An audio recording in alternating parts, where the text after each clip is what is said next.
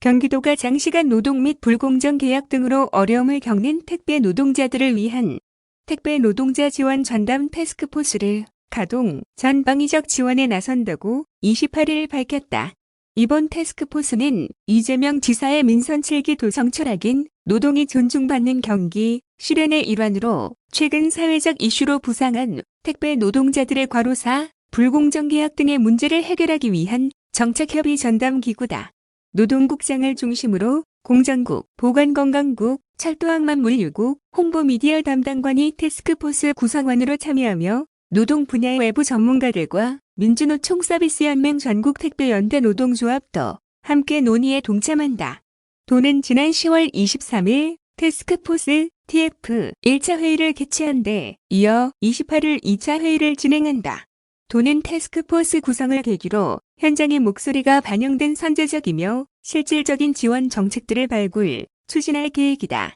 우선 택배 노동자에게 권리금, 보증금 지급 등을 강요하는 불공정 계약을 해소하기 위해 전담 신고센터를 운영, 접수된 사건은 공정거래위원회와 협업 체계를 구축해 적극적으로 조치해 나갈 방침이다.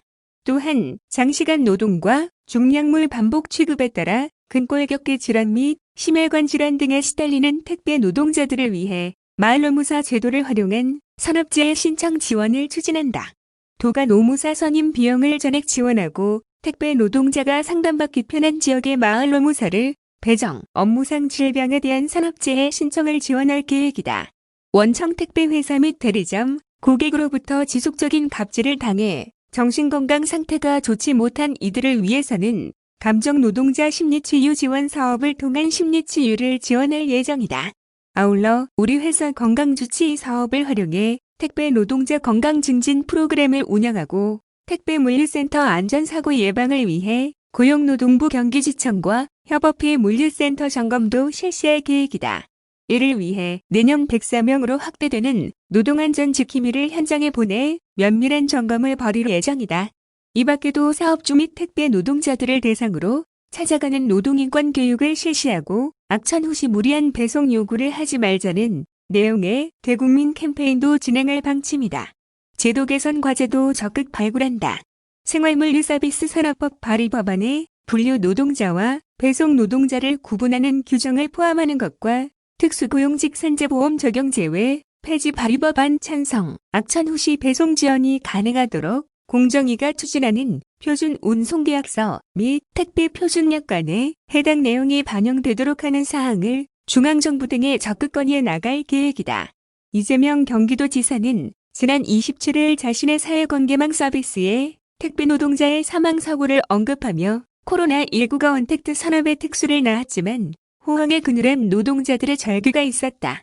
노동시간 단축, 분류인력 투입, 산재보험 적용, 더 나아가 지속적인 안전망 마련을 기업과 정부, 국회에 간곡히 요청한다고 밝혔다.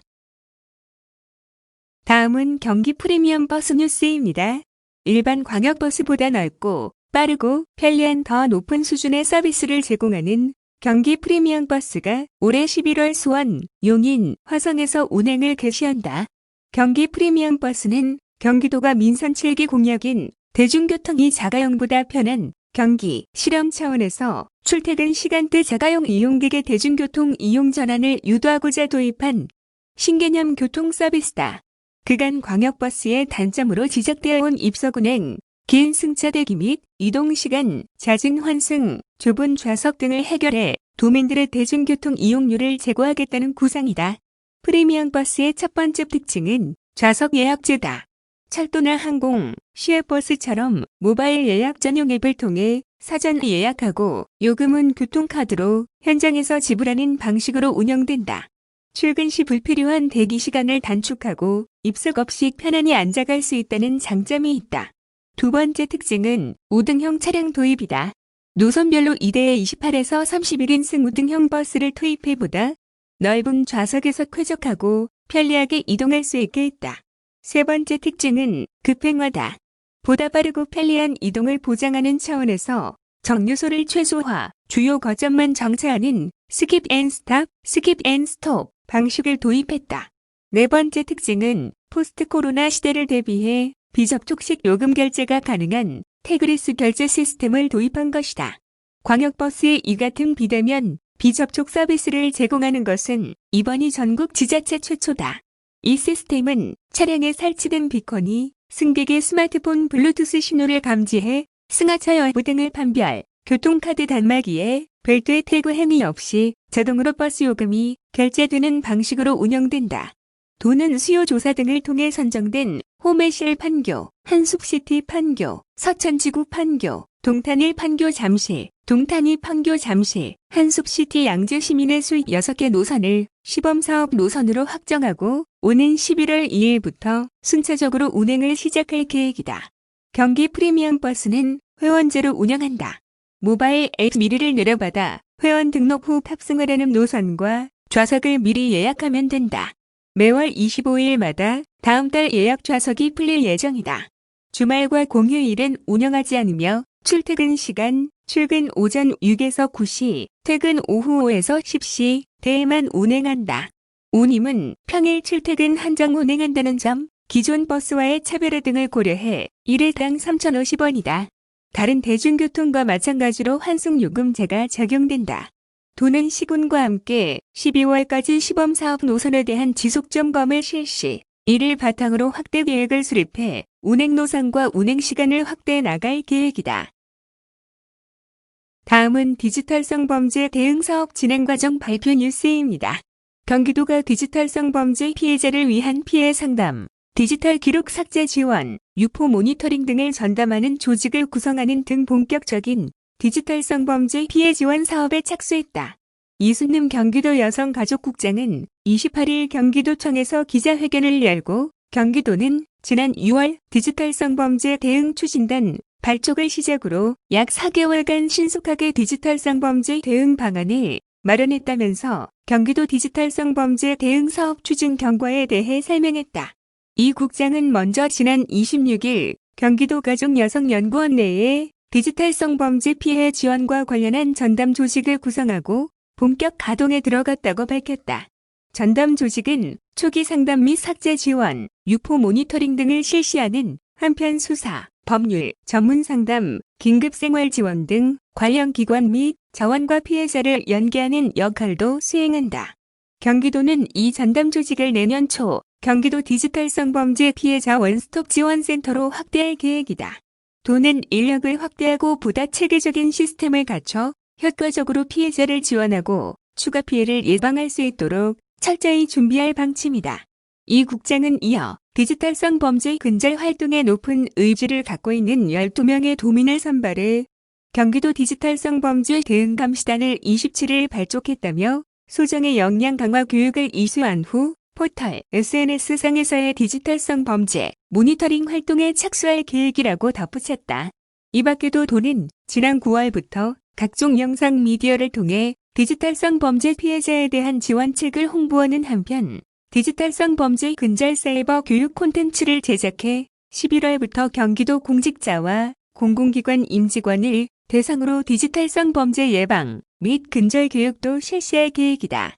한편 이 국장은 이날 디지털성 범죄 근절 방안을 준비하는 과정에서 제보 등 다양한 경로로 사건을 수집한 결과 범죄의 양상이 매우 다양해지고 일상 깊숙한 곳까지 침투하고 있음을 알 수 있었다고 설명했다. 이 국장은 예를 들어 일견 평범해 보이는 모 온라인 커뮤니티의 특정 게시판 유저들이 디지털성 범죄가 난무하는 오픈 채팅방을 운영했다고 말했다. 확보된 물증에 따르면 해당 채팅방에서는 수간, 수인물과 같이 비인격적인 콘텐츠와 아동 또는 교복 차림 미성년자를 대상으로 하는 콘텐츠까지 짧은 기간 새 740여 건의 음란물 및 불법 성착취물이 공공연하게 유포되고 있었다. 특히 잘 알려진 인물들의 사진을 의도적으로 합성해 공유하는 등 피해자의 존엄을 훼손하는 성적 대상화와 희롱 행위가 마구잡이로 자행되고 있었는데 경기도지사를 비롯해 성별과 여야 불문 전현직 정치인과 유명인사 그리고 그 가족까지 포함된 것으로 파악되고 있다. 경기도는 해당 사례를 비롯해 지금까지 수집된 각종 증거들의 위법 소지가 높다고 판단, 지체 없이 수사기관의 수사를 의뢰하고 있다고 밝혔다. 또한 심각성과 상습성, 확산 가능성 등 사안의 특성에 따라 유포 모니터링 및 삭제 지원, 체중 등에도 착수하기로 했다.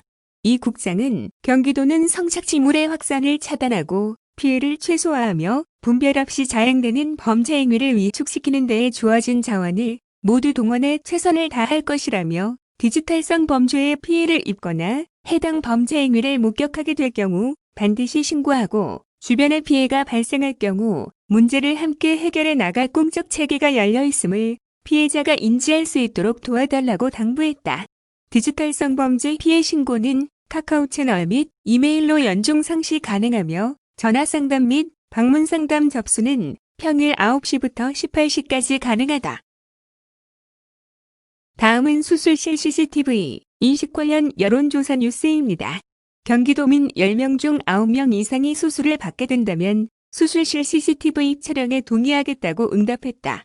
도는 9월 25일부터 10월 7일까지 도민 2,000명을 대상으로 수술실 CCTV 인식 관련 여론조사를 실시한 결과 조사 대상의 93%가 수술을 받게 된다면 CCTV 촬영에 동의하겠다고 답했다고 28일 밝혔다. 이는 2018년 조사 시 촬영 동의 비율인 87%보다 6%포인트 상승한 수치다. 경기도 수술실 CCTV 설치, 운영에 대해서는 도민의 90%가 잘하고 있다는 긍정평가를 해 지난해 12월에 실시한 조사보다 8%포인트 높은 수치를 보였다. 수술실 CCTV 설치, 운영으로 가장 기대되는 점은 의료사고 발생 시 원인 규명 및 분쟁 해소 43%였으며 다음으로는 의료사고 방지를 위한 경각심, 고치 24%, 의료진에 의한 인권침해 및 범죄 예방 21%, 환자의 알 권리 충족 13% 순으로 나타났다. 반면 우려되는 점으로는 관리 소홀에 따른 수술 영상 유출 및 개인정보 침해 45%, 의사의 소극적 의료 행위 25%, 불필요한 소송 및 의료 분쟁 가능성 15%, 의료인에 대한 잠재적 범죄자 인식 발생 8%, 의료진의 사생활 침해 6% 순으로 확인됐다. 도민들은 수술실 CCTV 확대 필요성에 대해서도 압도적인 지지를 보여줬다. 도의 민간의료기관 수술실 CCTV 설치, 지원 사업, 수술실 CCTV 입법과 촉구 등 수술실 CCTV의 지속적인 확대, 추진에 대해 94%가 필요하다고 응답했다. 경기도 의료원 포천병원과 여주공공산후조리원의 신생아실에 CCTV를 설치, 운영 중인 것과 관련해 신생아실 CCTV 설치가 모든 공공병원으로 확대되는 것에 대해서는 95%가 필요하다고 응답했다. 또한 수술실 CCTV 운영을 포함 코로나19 등 감염병 대처, 산후조리비 지원 및 공공산후조리원, 개원 24시간 닥터 헬기 등 도의 공공보건 의료 정책 추진 전반에 대해서도 90%가 잘하고 있다는 긍정응답을 보였다. 도는 2018년 10월 경기도 의료원 안성병원 수술실을 시작으로 경기도 의료원 산하 6개 모든 병원에 수술실 CCTV를 설치해 운영 중이다.